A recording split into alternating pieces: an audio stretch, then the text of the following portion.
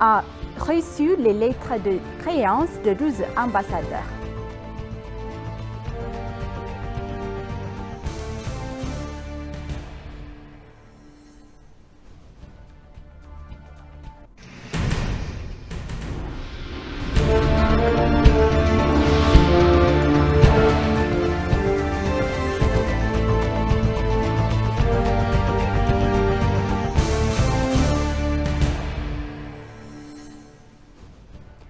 Bonjour chers téléspectateurs et bienvenue sur ABC de l'agence de diffusion éthiopienne. C'est moi Samra Godado avec le journal du 4 octobre 2023. La présidente Sahle-Worq Zawde a reçu les lettres de créance de 12 ambassadeurs. Les lettres de créance de 12 ambassadeurs nouvellement nommés. Elle a exprimé l'engagement de l'Éthiopie à renforcer les relations avec ces pays.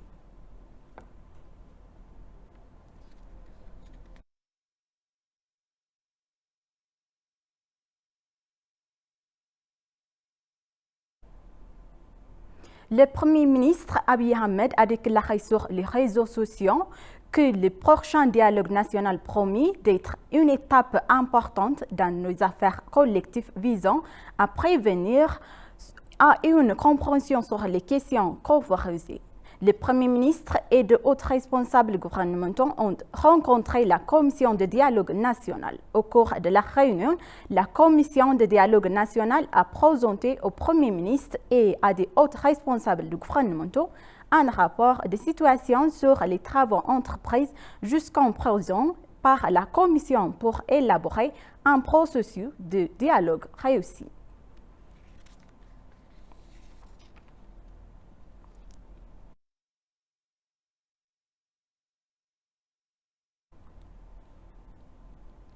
Le UNFPA a affirmé son engagement à continuer de travailler avec l'Éthiopie dans le secteur humanitaire.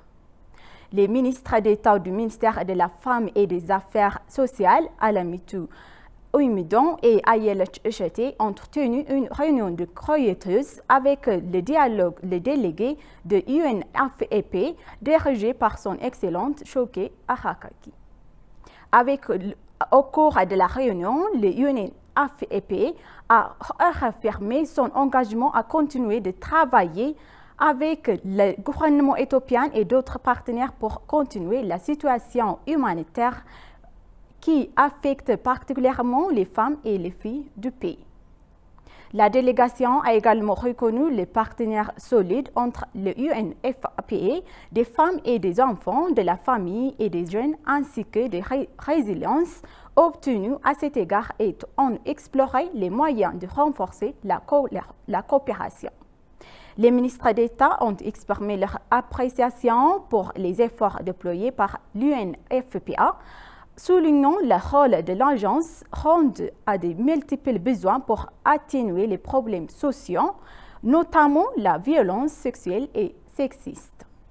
Les délégués du Fonds des Nations Unies pour la population, pour leur partie, ont réaffirmé l'engagement du Bureau des Nations Unies pour les services appui au projet à travailler en étroite collaboration avec les ministres sur cette initiative et sur d'autres.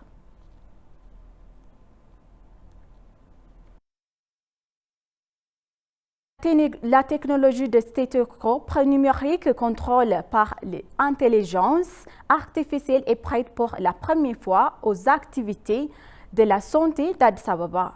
Cela a été élevé lors d'une cérémonie de développement du nouveau stéthoscope numérique aux professionnels de la santé et de l'hôpital spécialisé Black Lion à Addis Ababa. Le docteur Abdou Zahak Ahmed, directeur médical du collège universitaire des sciences de la santé d'Addis Ababa, hôpital spécialisé Black Lion, a déclaré lors de la cérémonie que l'entrée de la technologie dans le pays a fait de l'hôpital spécialisé Black Lion le premier à utiliser la technologie de stéthoscope numérique. Le collègue universitaire des sciences de la santé d'Addis Ababa a indiqué que l'Éthiopie est le deuxième pays d'Afrique après l'Afrique du Sud à appliquer la technologie de stéthoscope numérique contrôlée par l'intelligence artificielle.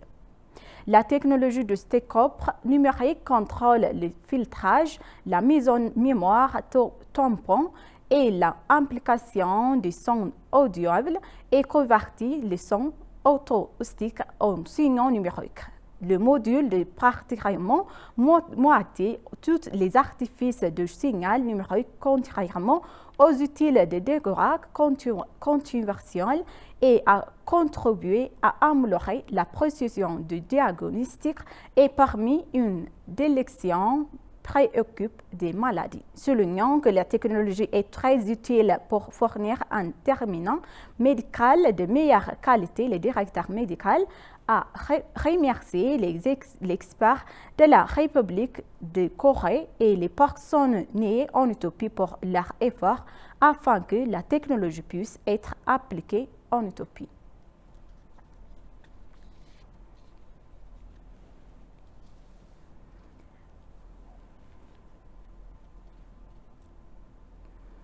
Des consultations sur l'engagement significatif des jeunes pour faire progresser la démocratie.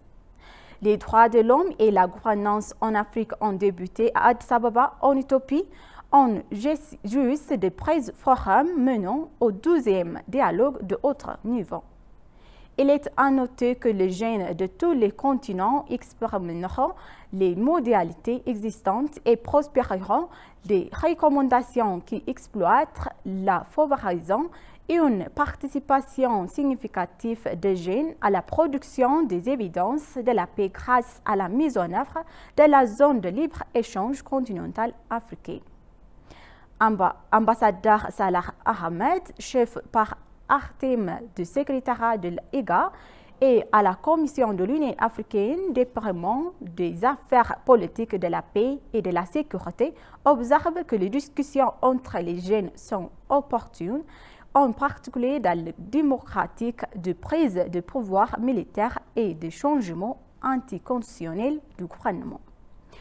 Le communiqué de presse de l'Union africaine indique que le protocole de la zone libre-échange continentale africaine sur les femmes et les jeunes dans le commerce abordera les contraintes et les obstacles scientifiques auxquels les jeunes et les femmes sont confrontés lorsqu'ils font du commerce sur le continent et créera un environnement qui leur permet d'utiliser la zone libre-échange continentale africaine en accédant à des marchés plus larges, améliorant ainsi leur compétitivité et participer aux chaînes de valeur régionales.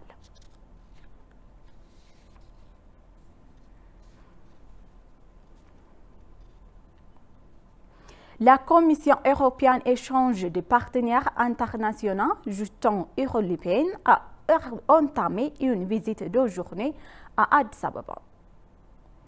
La commissaire Jutta européenne a rencontré le ministre éthiopien des Finances Ahmed Shide pour discuter de la situation macroéconomique, des réformes au cours et de la reconstruction.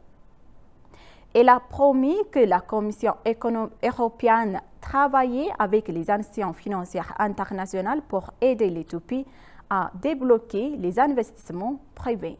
L'Éthiopie et l'Union européenne ont signé un soutien financier pour un programme indicatif pluriannuel. La Commission européenne chargée des partenariats internationaux Jutta européenne et le ministre éthiopien des Finances Ahmed Shide ont signé l'accord.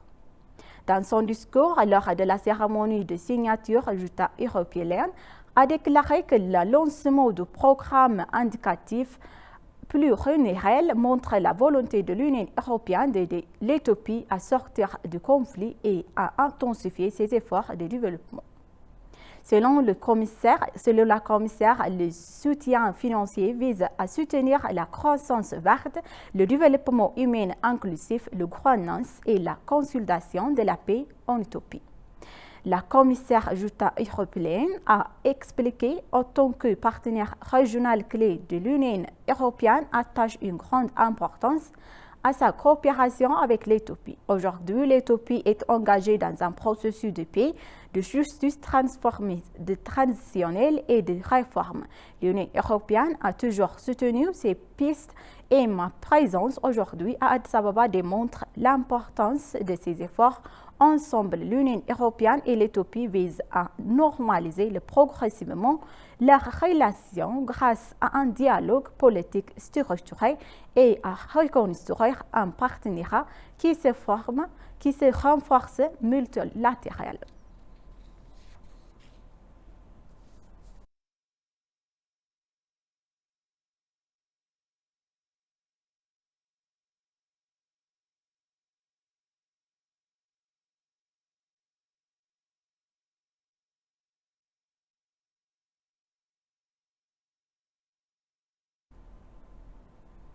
L'Éthiopie travaille dur pour renforcer la participation des pays à l'intensive de la Corne de l'Afrique, a déclaré le président de l'entité et ministre des Finances, Ahmed Shidé. La réunion s'est déroulée en présence du président de l'entité et ministre des Affaires Ahmed Shidé, du commissaire de l'Union européenne à la coopération internationale JUTA, du secrétaire général de l'autorité intergouvernementale pour le développement de l'Afrique de l'Est, IGAD, Dr Warkna Gabayou, des ministres des Affaires membres de l'entité et des représentants des partenaires au développement. Il a été précisé que la décision visait à renforcer le développement dans les zones frontalières de la Corne de l'Afrique et s'est concentrée sur les feuilles de route qui sera mise en œuvre en 2014 et en 2018 selon le calendrier européen. Il a été démontré que les activités réalisées à travers les feuilles de route seront divisées en activités urgentes à moyen et à long terme. Ahmed Shidé, président de l'entité et ministre des Affaires, a déclaré que la fiabilité des feuilles de route liées à la participation du secteur privé et à la mise en œuvre des projets en construction avait été examinée. Il a souligné qu'une attention particulière devrait être accordée à l'accélération de la mise en œuvre des projets. Il a expliqué que l'Éthiopie travaille dur pour rentrer des relations solides entre ses pays membres, soulignant qu'en 2014-2024, l'entité Corne de l'Afrique a proposé d'organiser un sommet des dirigeants. La commissaire de l'Union européenne chargée de la coopération internationale, JUTA, a déclaré que l'Union européenne soutenait la mise en œuvre de la feuille de route pour le développement dans les zones frontalières des pays à la Corne de l'Afrique.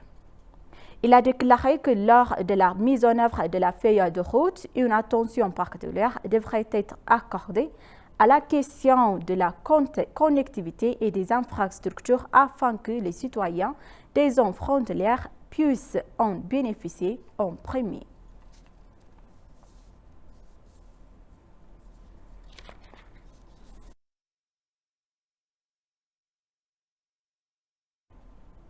Chers téléspectateurs, maintenant je vous rappelle les titres principaux.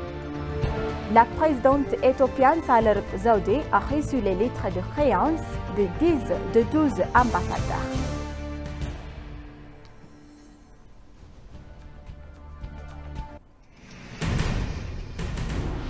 Chers téléspectateurs, c'est la fin de notre journal d'aujourd'hui. C'était moi, Samret Godado. Je vous souhaite une bonne journée.